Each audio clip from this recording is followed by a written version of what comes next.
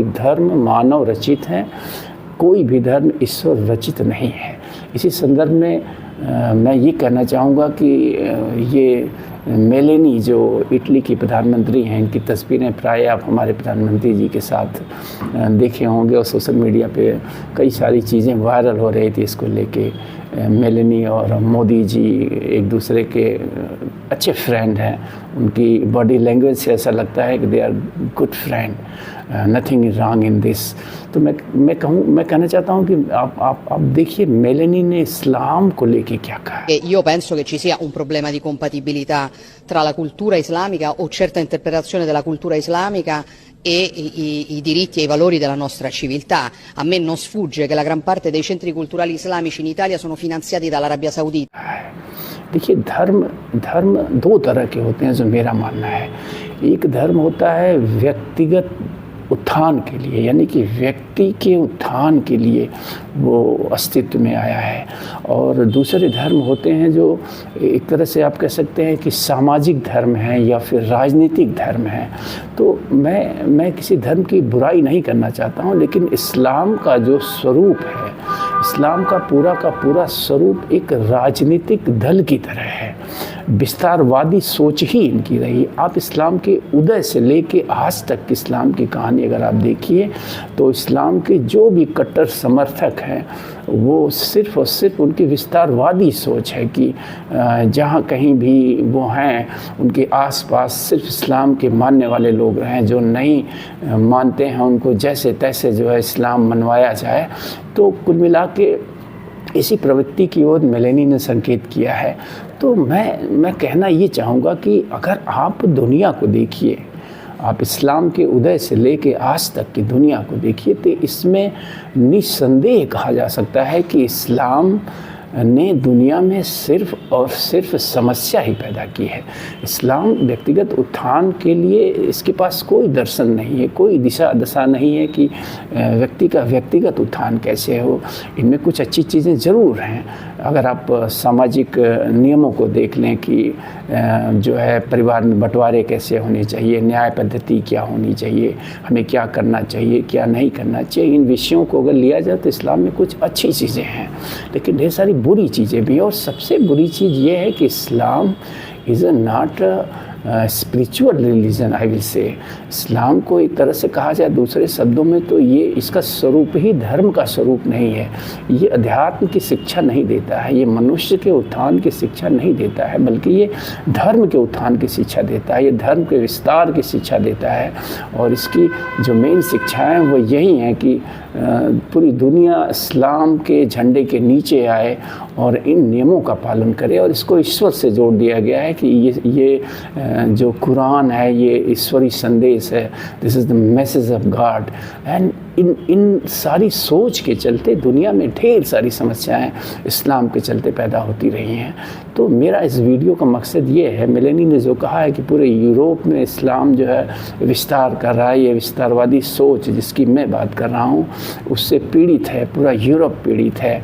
आज आप देखेंगे जो अखंड भारत था, अगर आप 500-1000 साल पीछे जाइए तो यहाँ से लेके अफ़गानिस्तान तक सारा सनातन धर्म, सनातन संस्कृति को मानने वाले हिंदू रहा करते थे। लेकिन इस्लाम के आने के बाद इनकी विस्तारवादी सोच की कीमत इस पूरे क्षेत्र ने चुकाया और आज यहाँ की मैं कहूँ तो एक बड़ी आबादी, एक बड़ा क्षेत्र जो है इस्लामीकरण का शिकार हो गया और एक छोटा सा हिस्सा भारत भूखंड ही बच पाया है जिस पे हिंदू आज रहते हैं। तो कुल मिला के मेरा जो इस वीडियो का मकसद है, मैं इस्लाम के उन स्कॉलर्स से कहना चाहूँगा कि देखिए, जैसा कि मैंने कहा कि कोई भी धर्म ईश्वरीय संदेश नहीं है और इनमें समय समय पे जो है परिवर्तन होने चाहिए। दुनिया भर के संविधान की अगर आप बात करें, चाहे वो भारत का संविधान हो, अमेरिका का संविधान हो या किसी देश का संविधान हो, वो तत्कालीन समाज की आवश्यकताओं के अनुरूप उनमें लगातार बदलाव होते रहे हैं।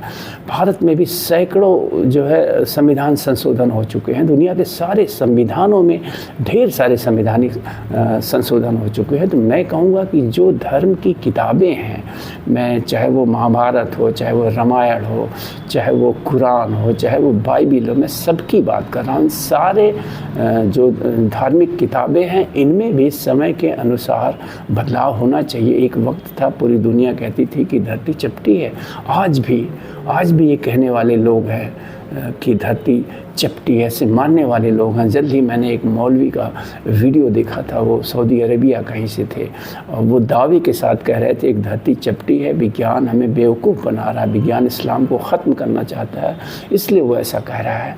तो मेरा कहने का तात्पर्य है कि जो बौद्धिक तबका है इन धर्मों से जुड़ा हुआ, चाहे वो हिंदू धर्म से जुड़ा, हिंदू धर्म में कितनी कुरीतियाँ हैं, ये जो बाद में कुरीतियाँ पनपी हैं, उन सारी कुरीतियों को ख़त्म करने की ज़रूरत है। और धर्मों में आवश्यक संशोधन होते रहने चाहिए।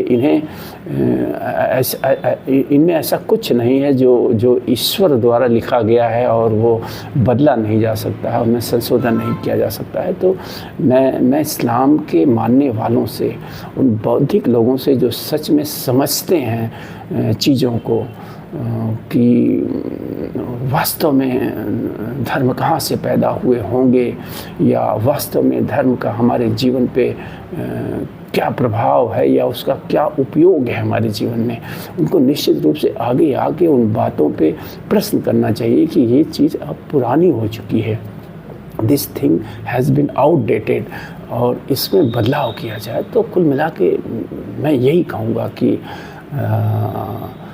बदलाव होते रहना चाहिए।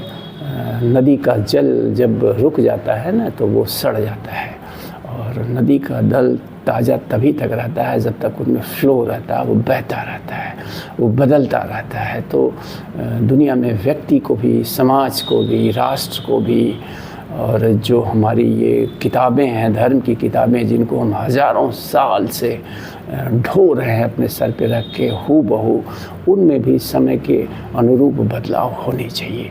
ये मेरा व्यक्तिगत मत है। मेरा मकसद किसी को हर्ट करना नहीं है, मेरा मकसद सिर्फ़ और सिर्फ एक ऐसी दुनिया को देखना है जहाँ हम सारे लोग, हम अगर ईश्वर में विश्वास भी करते हैं तो हम सारे लोग उस एक ईश्वर की ही संतान होंगे, इससे कोई इनकार नहीं कर सकता। तो हम एक ईश्वर की सारी संतानें मिलजुल कर खुशी से, समृद्धि से और शांतिपूर्वक तरीके से इस दुनिया में कैसे रहें, इस पे हमें चिंतन करने की ज़रूरत है।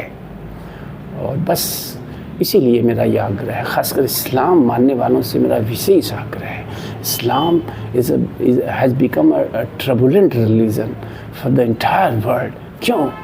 ये प्रश्न इस्लाम के स्कॉलर्स को पूछना चाहिए। बाहर के लोगों के पूछने पे इन्हें आपत्ति होती है, तो इनके बीच के जो समझदार लोग हैं उन्हें ये प्रश्न उठाना चाहिए और इन प्रश्नों का समाधान खोजना चाहिए कि आखिर क्यों, आखिर क्यों, आखिर क्यों, आखिर क्यों। थैंक यू, धन्यवाद।